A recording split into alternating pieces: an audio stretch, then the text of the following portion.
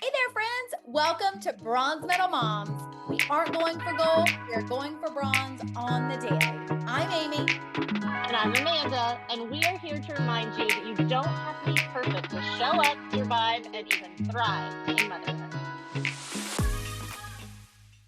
Moms, the podcast for the moms who are showing up, doing their best, and don't really care about gold medals unless they come in the form of chocolate coins. Which honestly might be the only medal I'm chasing at this point. So today we are diving into a topic that has haunted moms since the dawn of time. Well, at least since Pinterest was invented.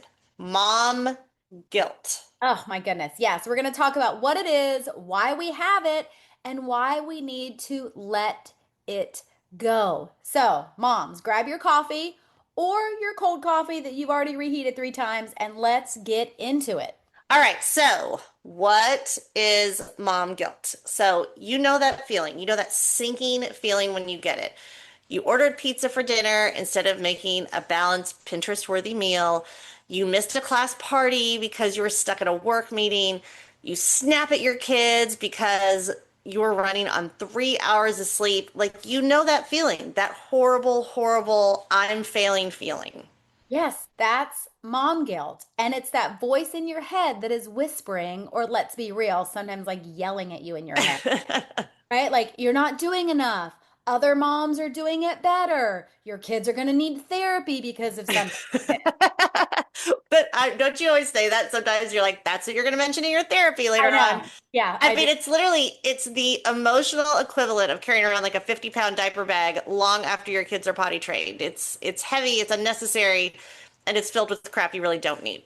Yeah, exactly. And confession, so I have forgotten like special school days and sent my kid in like regular clothes when it was supposed to be pajama day. And she came home kind of upset. And then, I'm trying to overcompensate and I let that guilt set in. And it's this burden that we don't need to put on top of ourselves when we have so much anyway. 100%. And I still tell everybody this. When we had Raleigh, so it was, I think we were like 2 months into having 3 kids. I completely forgot to feed Roger one night for dinner. Just didn't feed him.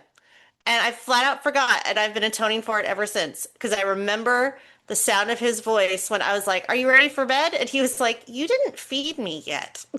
I was like, "What? Can I Nobody tell you? fed you?" You're not alone. And not only did we forget to feed Adelaide, we have one kid, right? She also has the memory of whatever, what is it, an elephant that has like I don't know, but like she has the best memory ever.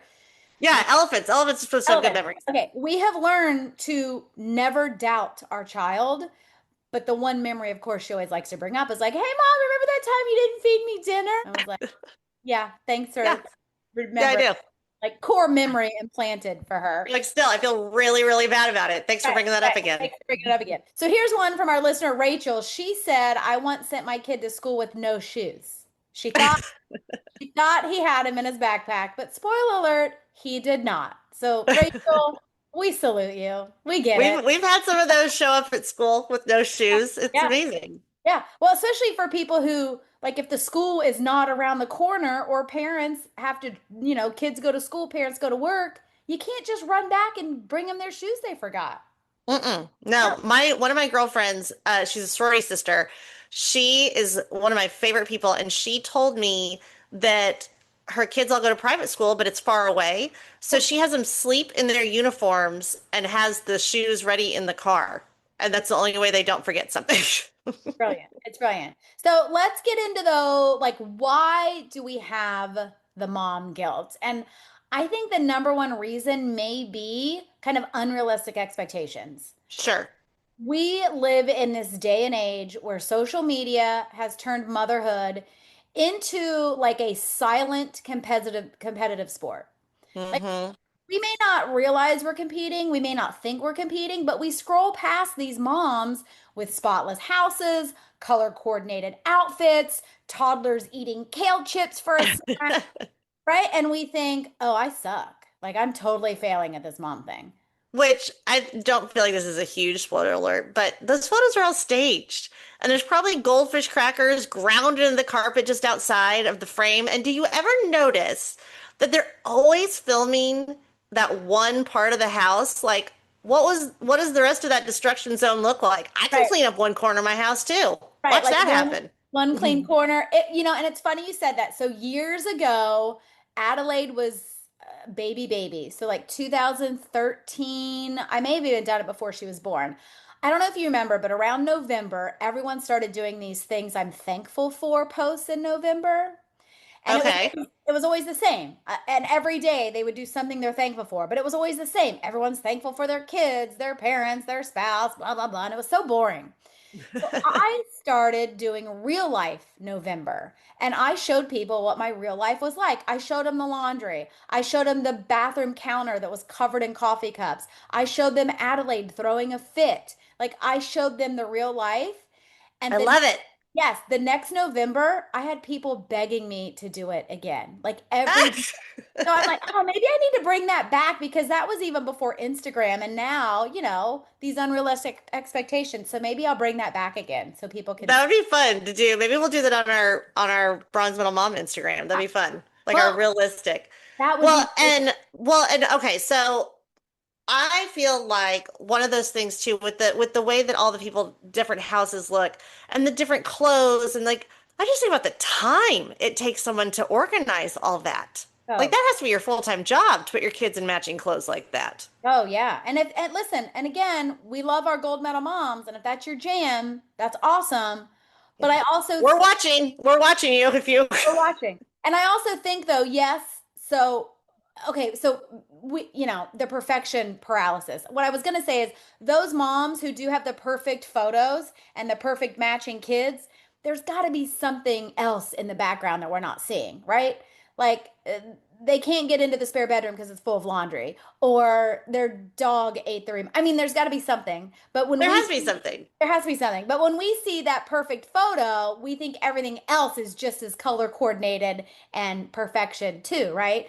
So I think you're right, like unrealistic expectations. But then the other thing too is we care too much. Hmm. And I know it sounds like a good thing, but somewhere that turned into we confuse being the best parent for our kid with being the perfect parent.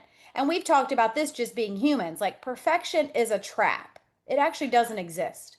And I feel like, what I'm I feel like you guys know we record these ahead of time. This is not live. So Right. whichever episode this is, or if you're listening for the first time, it's repeating ourselves like perfect does not exist. And perfect is not fun. Perfect is not fun to try and attain. Right. It just wears us out. So what we always say here on Bronzona Moms, lower the bar. Lower the bar of expectations. And another reason is honestly, there's some old school conditioning there. Like generations before us were told good moms sacrifice everything, self-care, personal goals. Like, who needs those? Well, we can just pour from an empty cup and resent everyone. Like, every mom I remember was just giving until they literally like had a mental breakdown. Exactly. You're right. We've inherited this belief as moms that if we are doing anything for ourselves, then we must be taking something away from our kids, which is totally wrong. I mean, I was even thinking when you were talking a minute ago on those old sitcoms where mom makes dinner for everyone, but then mom's not actually sitting down to eat because she's too busy serving, Yes. right? Like, what is that? No, that is totally, totally wrong. In fact, like happy, fulfilled, content women make better moms because we're not like Mhm. totally frazzled and exhausted What and I love that there's like such a stigma, or not, I don't think stigma is the right word, but people are catching on to that. Like the whole phrase, you can't pour from an empty cup, that came around and now people like use that all the time. Now a lot of people are, I see a lot of posts about men, the more you, and educating men, the more you help your wife, the happier she is, the more you're going to get from her.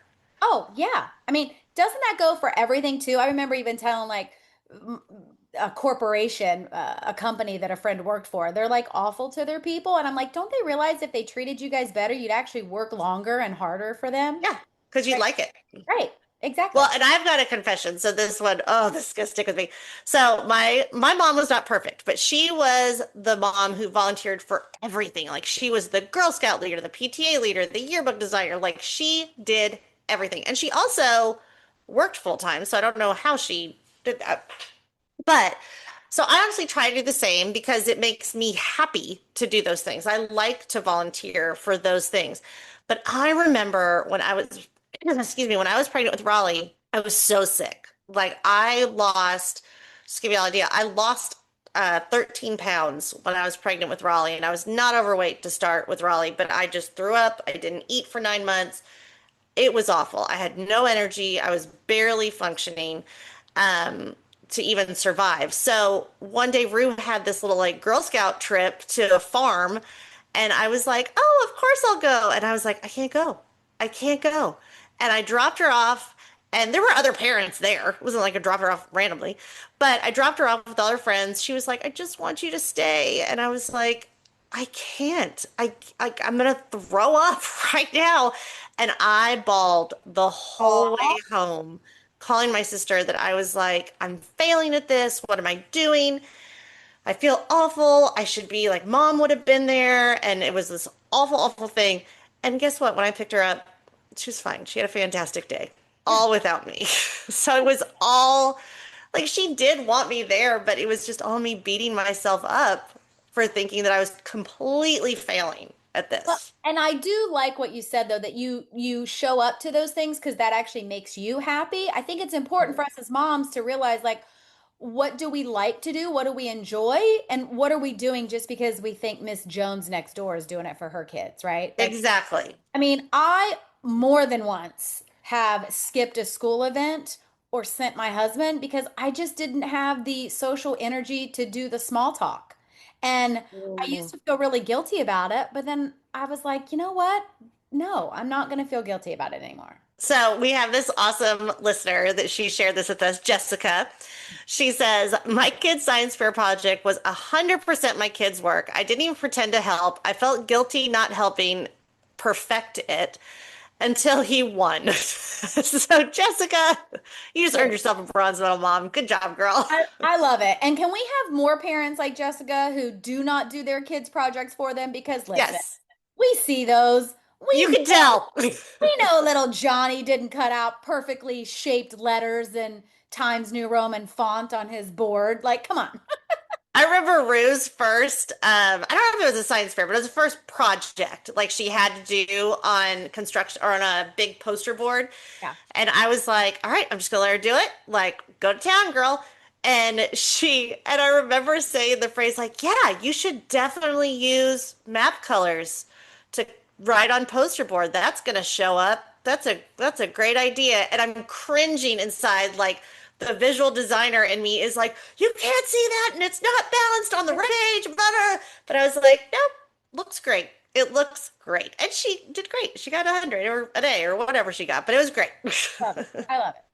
So, okay, so why this mom guilt? Why do we need to let go of it? First of all, it's draining. It's draining our energy. Mom guilt takes up mental space we actually need for parenting and for keeping ourselves sane. Like, I know my brain is packed full with doctor's appointments, sports schedules, and more. Like, there's not a whole lot of space left in this brain on a daily basis. Right? It's so true. And it also doesn't make us better moms. In fact, feeling bad about missing bedtime doesn't negate the fact that you missed it. It just makes you crankier the next day. Exactly.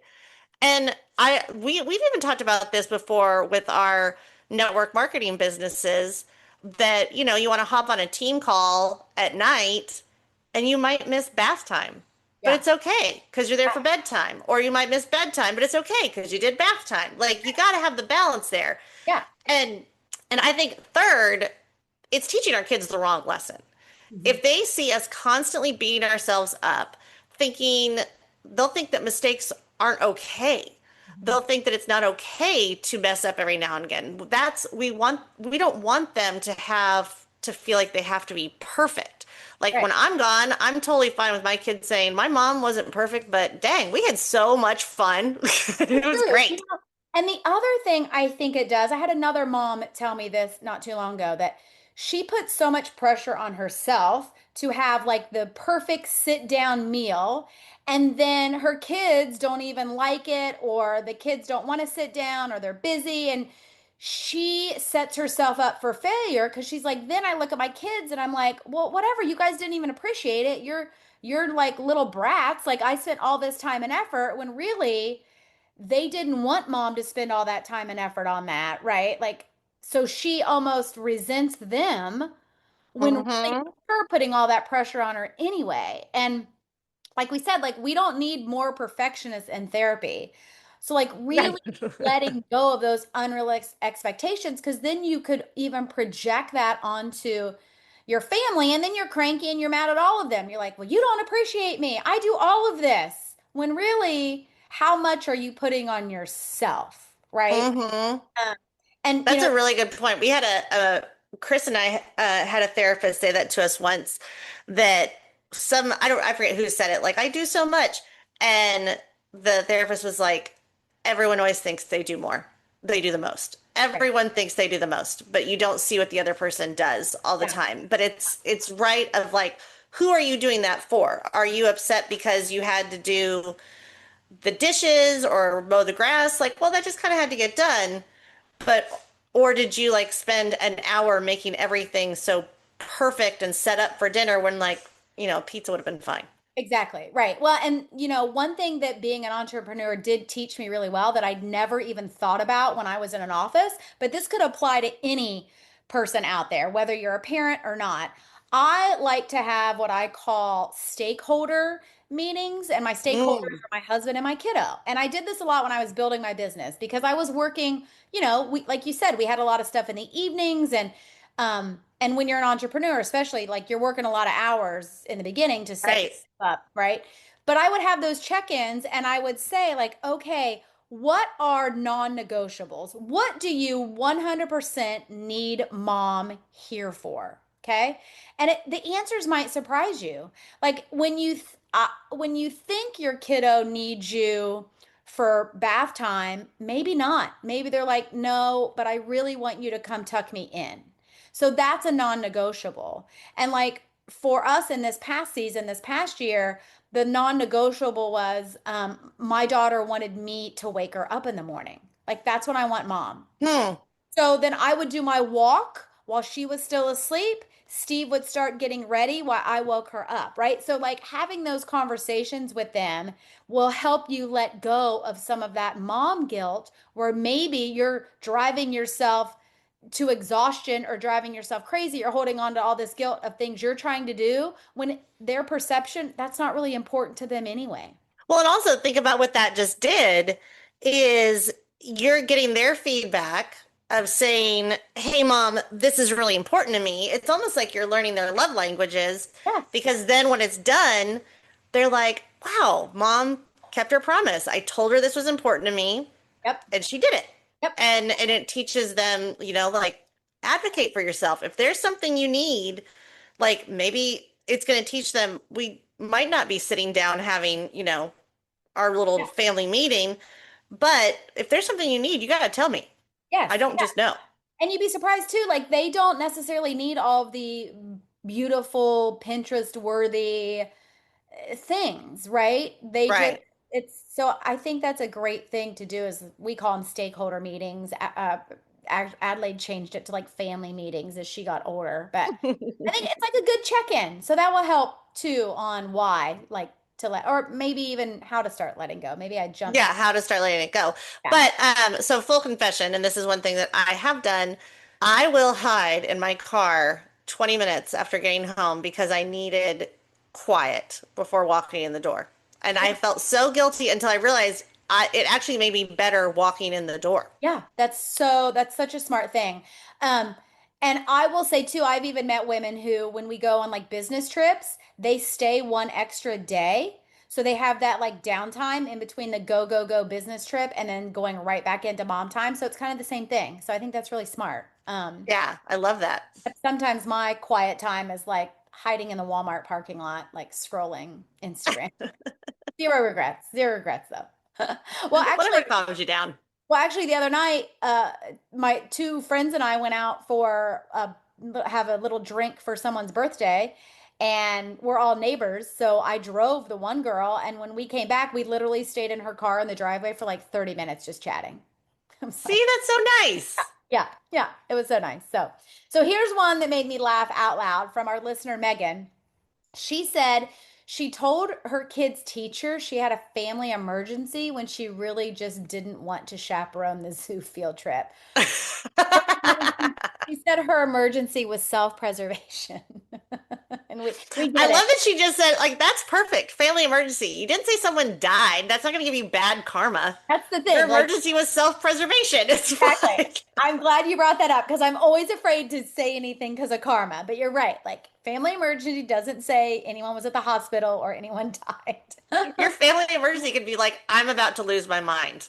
Yes. I have a family emergency right now. Okay, so like we said with, the stakeholder meetings, how do we start letting go of this mom guilt? So, first tip is remember, done is better than perfect. Be fine with B plus work. Let's go bronze medal, C plus work. Your kids are going to remember a dance party in the kitchen, not whether you vacuumed that day.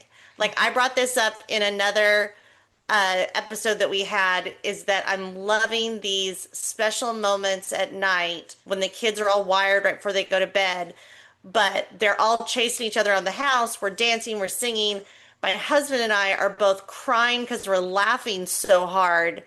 And it's like the house is a wreck. But I guarantee my kids are going to remember that over like, our house was dirty a lot.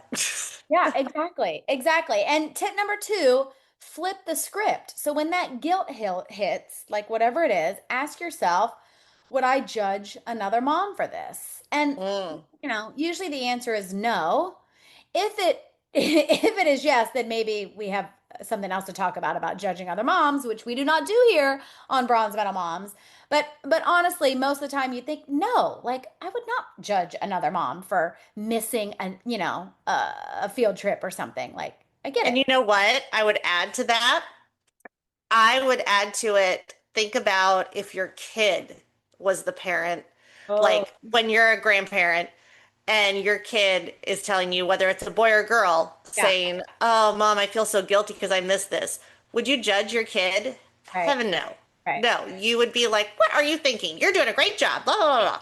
So true. That's so Like good. I always think about that, like when Rue's a mom or Roger's a dad, that Yeah, I'm like, I would never like they'll be great. They're doing a great job. I already know they're gonna do a great job.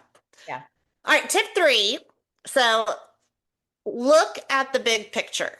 So one missed lunchbox note will not ruin their childhood. 10 years from now, you won't even remember what you were worried about. I will tell you this on the lunchbox note, which is so funny. I have put several notes, not every day, but little, I love you, have a first great day of school, all like good luck on your test, whatever little things like that. They're all super positive, super loving. I think my kids have mentioned it once that they remember that. Mhm. My husband did a note once, and the funny thing was, it ended up being a day that the cafeteria was closed for an event, and so all the kids ate in the classroom. And for some reason, it was a Friday, so a lot of the parents were in the classroom. He drew a picture of a butt on a napkin and said, "Ha ha, butt napkin." And Roger showed it to his whole class. All the parents took pictures of it and sent it to me. And they're like, this is the funniest thing I've ever seen. It, like, they still talk about it. And because Chris always draws butts on their cups, and he's like, haha, you got a butt cup. And they thought it was the funniest thing. And I was like, I send y'all notes all the time. Yeah, of course. I mean, in that it like, can we also do an episode on like the bar for dadding? Like they do one little thing and they're like the best parent ever. Meanwhile, we're doing like a million things and nobody. He drew a butt. Yeah, He drew a exactly. butt. That's what he Well, did. so tip four though is to really give yourself credit because listen, Mhm. parenting is hard. If your kids are fed and loved and they know they're safe, you're already crushing it. They don't care that your pantry is Pinterest worthy, organized in cute little containers with labels. Nobody cares. I always told this to Rue, and I think this is a great tip for even not just for mom guilt, but I've had a lot of moms tell me that they like this. I started this when Rue was like able to talk, when she would start having meltdowns or something like that. And I would ask her and say, what is mom's number one job? Yeah. And the very first time she was like, to love me. And I said, no. I said, loving you is a perk. My number one job is to protect you. And know that sometimes I need to protect you and it's going to make you angry and it's going to make you upset. But as long as I keep you safe and protected, I'm doing my job. So, Yeah. like, get over, give yourself credit for what you're doing, that your kids are safe and fed and taken care of. I love that. I love that. So mom guilt is, it's a sneaky little devil. It creeps up during the quiet moments of the chaos, but you are worth it as a mom, as a parent, as a grandparent, as an aunt and uncle. It isn't measured by how perfect your day looks. Yes, it's in the love, the effort, and the presence you bring. So please, let's trade that guilt in for grace. We are hardest on ourselves, and it doesn't serve anyone. So maybe trade in the gold medal dreams for a nice, big, fat bronze one because we're showing up, and that's really what matters. Thanks for listening to Bronze Medal Moms. Share this episode with a mom friend who needs this reminder that she is doing a great job. Yes, and come hang out with us on Instagram because we love hearing your stories, especially your own mom guilt confessions. So until next time, friends. You're doing a great job, Mama. Bye, guys. Bye. Thanks for listening to our moms on Bronze Medal Moms. Don't forget to subscribe, share with your friends, and leave us a review. We'd love to hear from you. See you soon!